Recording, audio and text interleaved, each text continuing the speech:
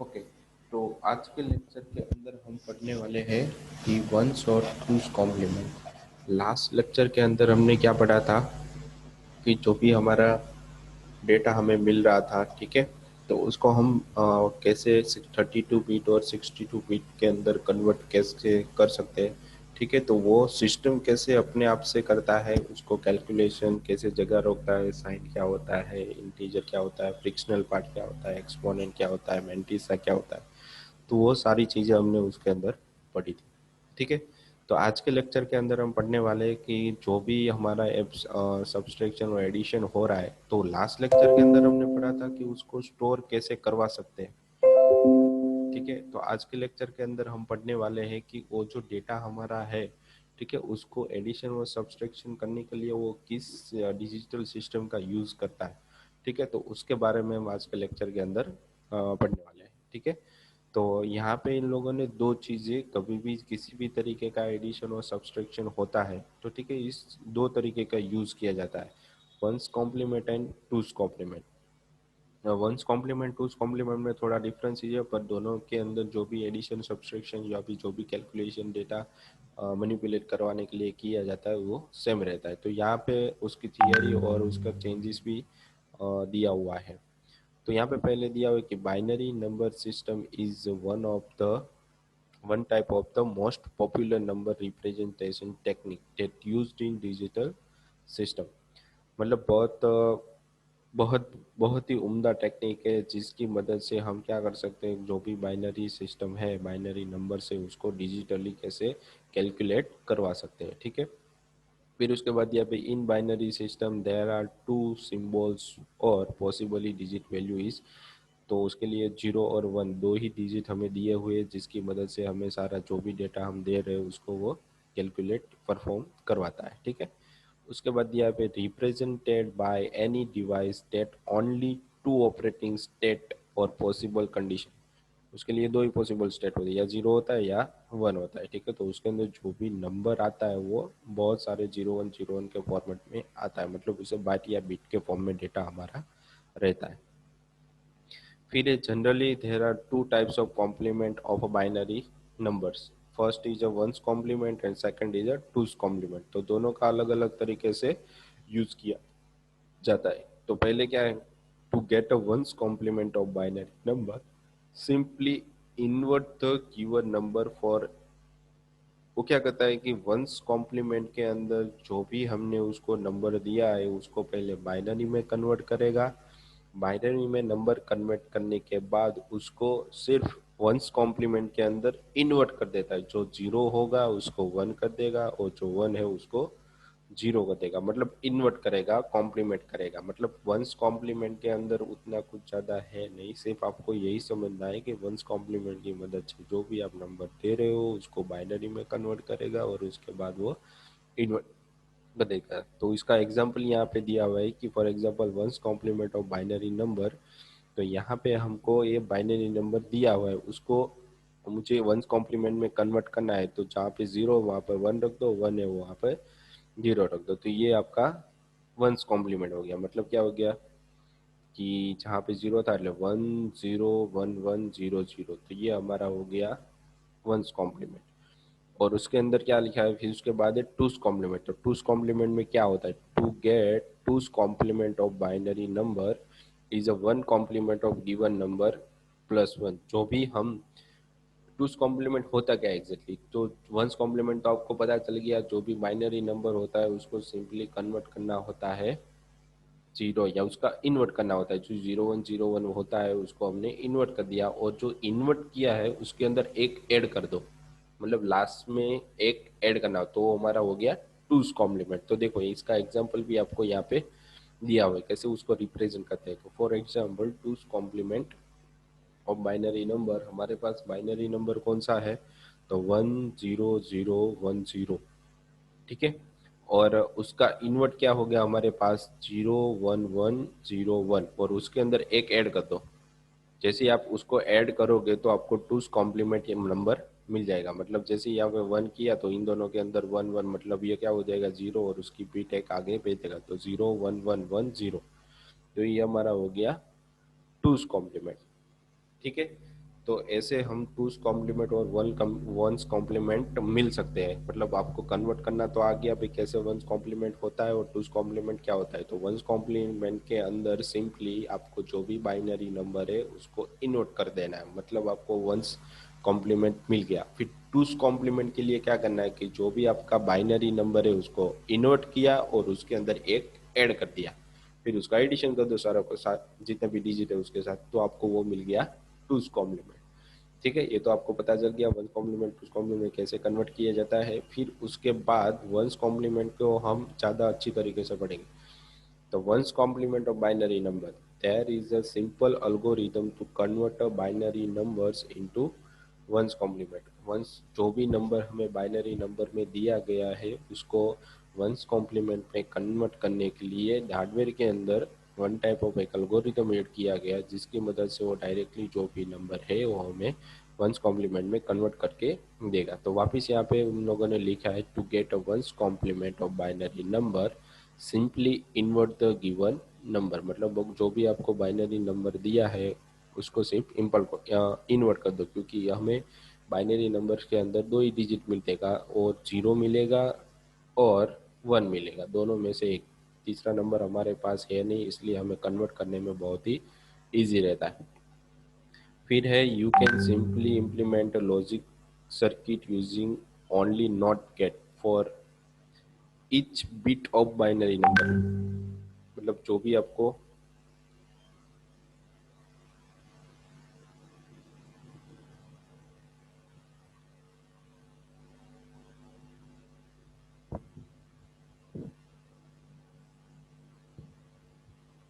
मतलब जो भी आपका डेटा, मतलब you can simply implement the logic circuit, मतलब जो भी आपका नंबर्स मिल रहा है उसको सिर्फ इन्वर्ट ही करना है। मतलब यहाँ पे हमारे उसके लिए इन लोगों ने एक गेट भी दिया है जिसे हम नॉट गेट बोलते हैं, जिसकी मदद से जो भी माइनरी नंबर देंगे उसको वो इजीली वंस में कन्वर्ट कर देगा। ठीक है, मतलब उल्टा कर देगा।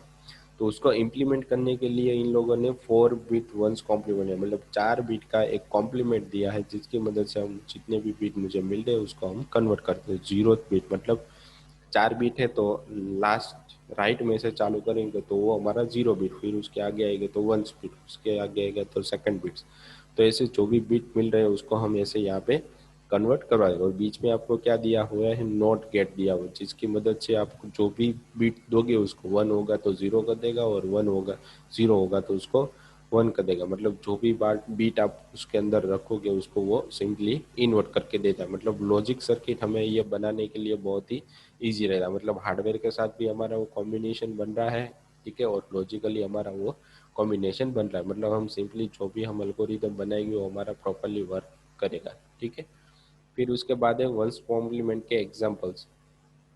तो यहाँ पे दिया है कि find one's complement of a binary number of, ये हमें बाइनरी नंबर दिया हुआ है और उसका हमें क्या करना है कि वंस कॉम्प्लीमेंट फाइंड करना है।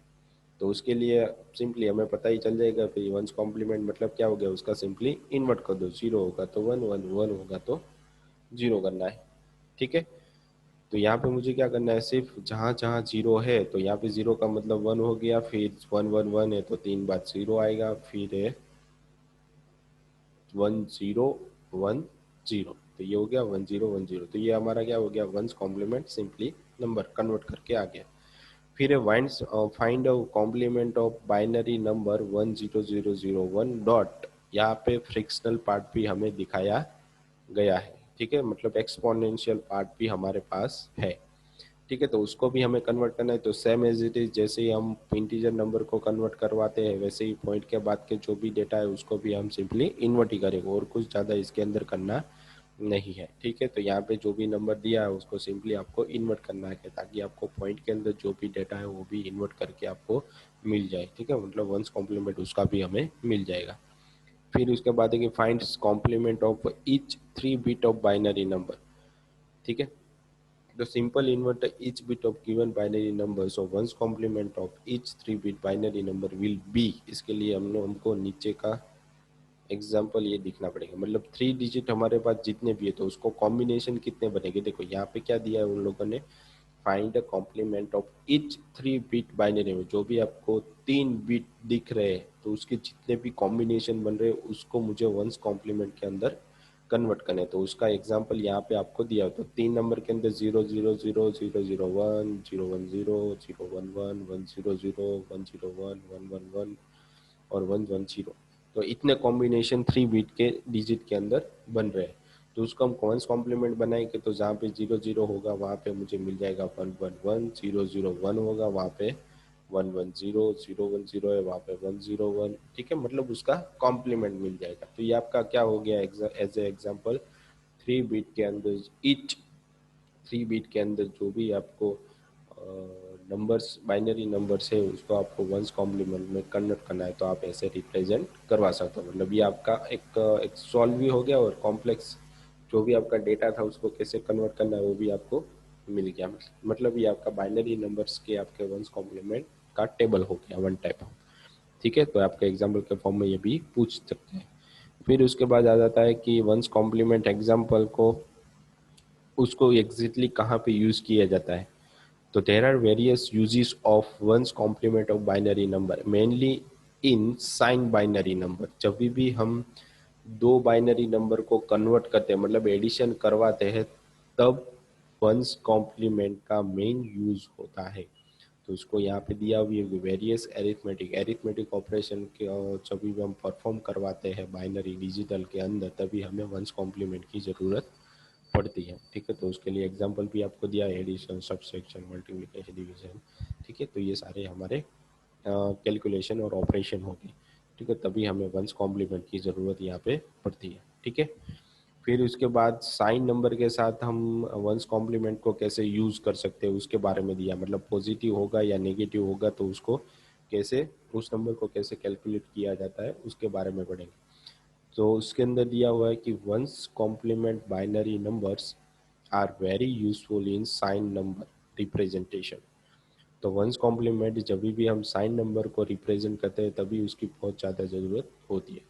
तो positive number are simply represent as a binary number, मतलब पॉजिटिव नंबर होगा तो उसके साथ हमें कुछ भी नहीं करना, जो जैसा है वैसे ही हमें रहने देना है उसको। ठीक है, बट नेगेटिव के साथ ये बहुत ही ज़्यादा अच्छी तरीके से यूज किया जा सकता है। But in case of negative binary number representation we present one's complement.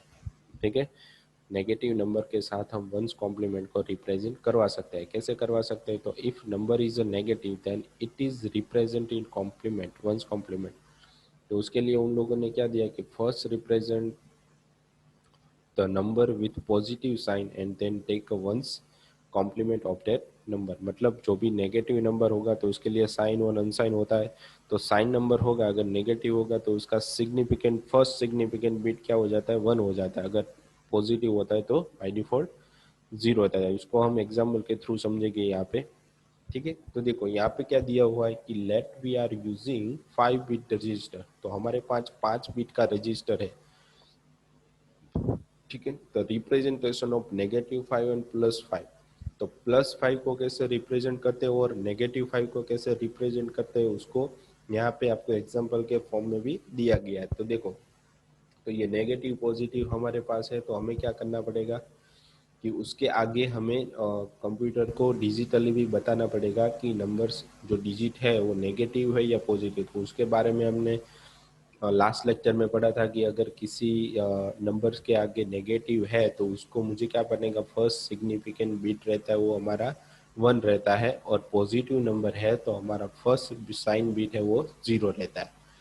ठीक है, तो यहाँ पे आपको दिया है कि MSB मतलब मोस्ट सिग्निफिकेंट बिट, मतलब डिजिट का फर्स्ट बाइनरी नंबर, और लिस्ट सिग्निफिकेंट बिट मतलब डिजिट का लास्ट बिट।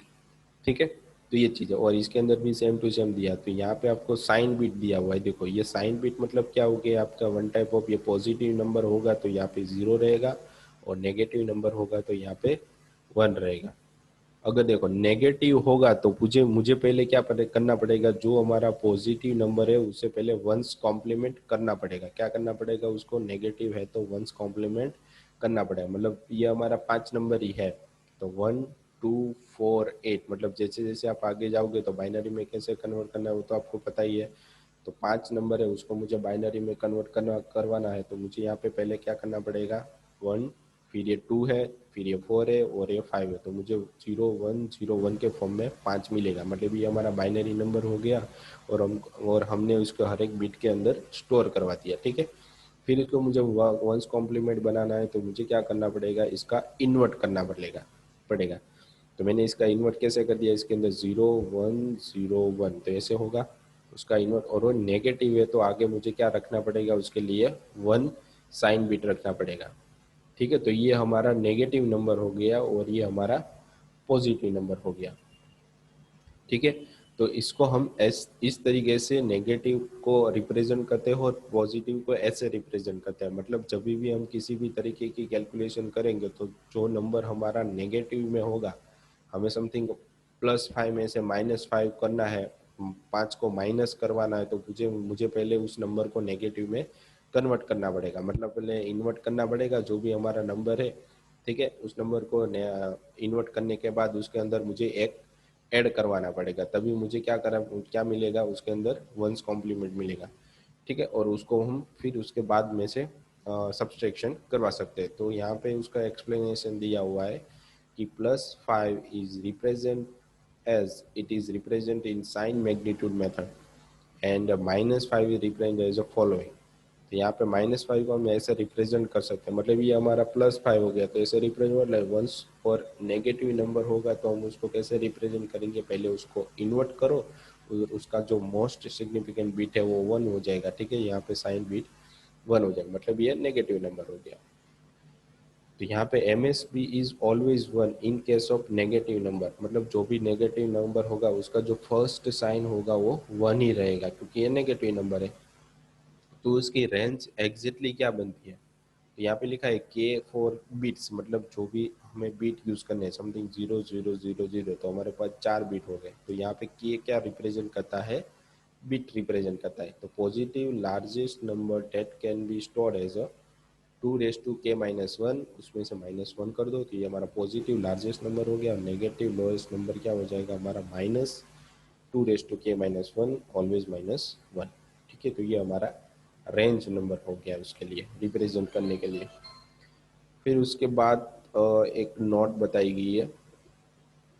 ठीक है, तो उसके अंदर यहाँ पे दिया हुआ है कि that drawback of the given system is that zero has a 2 different representation, one is a -0 and second is अ +0। मतलब -0 जब भी आप करोगे तो उसका क्या हो जाएगा, ऑलवेज 1111, मतलब 4 बिट आप कभी भी यूज कर रहे हो तो उसके अंदर जीरो का मतलब क्या हो जाता है कि जितने भी आपके पास बीट है वो सारे जीरो हो जाते हैं। और नेगेटिव का मतलब क्या हो जाता है कि जो भी आपके पास जितने भी बीट है वो आपके क्या हो जाते हैं, पॉजिटिव हो जाते हैं। ठीक है, तो मतलब क्या हो गया, वन टाइप ऑफ जो भी डेटा आप स्टोर करवा रहे हो तो उस उन जितने भी डेटा आप स्टोर करवा रहे हो तो सारा डेटा आपका क्या हो जाएगा कि जो नेगेटिव में होगा वो सारे कॉम्प्लीमेंट हो जाएंगे पॉजिटिव के। ठीक है, तो ये ड्रॉबैक हो गया। मतलब जब भी आप बाइनरी नंबर के अंदर डेटा को रिप्रेजेंट करवाते हो तो उसके अंदर नेगेटिव और पॉजिटिव, -0 और पॉजिटिव 0, तो ये डिजिटल सिस्टम के अंदर दो बाइनरी नंबर्स आपको रिप्रेजेंट किए जाते हैं। जैसे कि हमारे नॉर्मल नंबर होता है तो उसके अंदर सिर्फ एक ही जीरो रहता है। ठीक है, नेगेटिव पॉजिटिव उसके अंदर कुछ होता नहीं है। पर जब भी आप उसको एडिशन मतलब डिजिटल के बाइनरी में नंबर कन्वर्ट करते हो तभी वो ऑटोमेटिकली ज़ीरो होगा, -0 होगा। तो वो सारे डेटा हमें कॉम्प्लीमेंट करके देगा। जीरो का मतलब क्या हो जाएगा, वो हमारा पॉजिटिव, जीरो का नेगेटिव कॉम्प्लीमेंट है। ठीक है, 1111, और +0 होगा तो वो हमारा क्या हो जाएगा, मतलब सारे डेटा हमारे पॉजिटिव में होंगे, मतलब नॉर्मल जीरो हमारा होगा। तो उसके एग्जाम्पल भी आपको यहाँ पे दिए हुए देखो। तो 5 बिट रजिस्टर का मतलब क्या हो गया कि जो भी हम डेटा स्टोर करवा रहे हैं वो हम डेटा कहाँ पे स्टोर करवा रहे हैं, हमारे माइक्रो प्रोसेसर के अंदर। तो जितने भी आपके माइक्रो प्रोसेसर है उतने माइक्रो प्रोसेसर के अंदर हर एक के अंदर एक ALU होता है, जैसे मैंने स्टार्टिंग में आपको बताया था। तो ALU का मतलब क्या हो जाता है कि एरिथमेटिक लॉजिक यूनिट। तो जो भी आपका डेटा है उसके अंदर एक रजिस्टर रहता है, मतलब टोटल उसके अंदर 8 रजिस्टर रहते हैं और एक रजिस्टर के अंदर 256 KB का डेटा आप स्टोर करवा सकते हो। तो उसकी उतनी रेंज होती है। तो जो भी आप किसी भी तरीके की प्रोसेस आप माइक्रो प्रोसेसर को देते हो, तो जितना भी डेटा टेम्पररी स्टोर होता है वो सारा आपका माइक्रो प्रोसेसर के अंदर स्टोर होता है। और वहाँ पे जो कैलकुलेशन होती है एडिशन और सब्सट्रैक्शन के लिए, ठीक है, तो वो माइक्रो प्रोसेसर मतलब रजिस्टर के अंदर होती है। वो आपके रैम से अलग हो जाता है, रैम आपकी अलग है, ठीक है, और माइक्रो प्रोसेसर के अंदर जो रजिस्टर है वो अलग है। रजिस्टर कब यूज होता है? जब आप बहुत ही कॉम्प्लेक्स डेटा आपके पास एडिशन सब्सट्रैक्शन का आता है, तब वो क्या करता है कि आपका डेटा तो रैम के अंदर लोड करवाता है। कब? हार्ड डिस्क में से। हार्ड डिस्क में से जब वो रैम के अंदर आता है, तब वो सारा डेटा रैम बाइनरी के नंबर में होता है, और उसके अंदर से कौन सा डेटा आपको चाहिए वो पहले रजिस्टर के अंदर लोड करवाएगा, और उसके अंदर जो भी कैलकुलेशन होगा वो फिर आपको क्या वापस भेज देगा रजिस्टर के अंदर, या फिर डिस्प्ले के अंदर आपको प्रिंट करवा के दे देगा।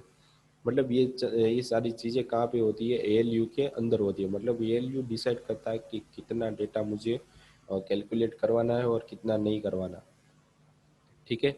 तो वो सारा कहाँ पे होता है? एएलयू के अंदर होता है। तो आज की टाइम पे हम something i3 i5 i7 use कर रहे हैं। तो i7 का मतलब क्या हो गया कि उसके अंदर आई कोर टू ड्यू, और उसका मतलब क्या हो गया कोर टू ड्यू और ड्यूअल कोर। तो ड्यूअल कोर के मतलब 4 उसके अंदर एएलयू होते हैं।